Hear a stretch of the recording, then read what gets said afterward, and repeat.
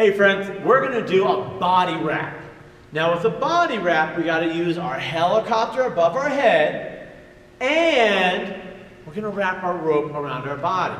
So we've got to have control over the speed. If we don't have control over the speed, there's a good chance it might hit your skin and it'll hurt a little bit. So it's important to know how fast we're going. All right, so what is a body wrap? First, helicopter.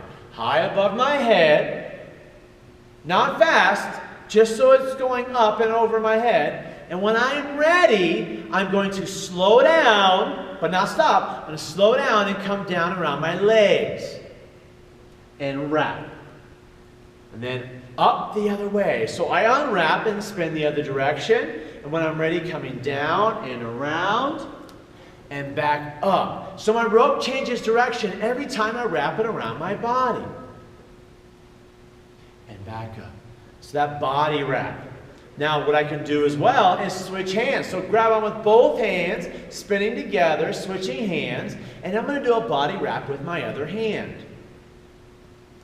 And back up. Now, but body wrap, I don't have to just use my legs, I can do my belly too. So when you slow down, have that control, around the body and up.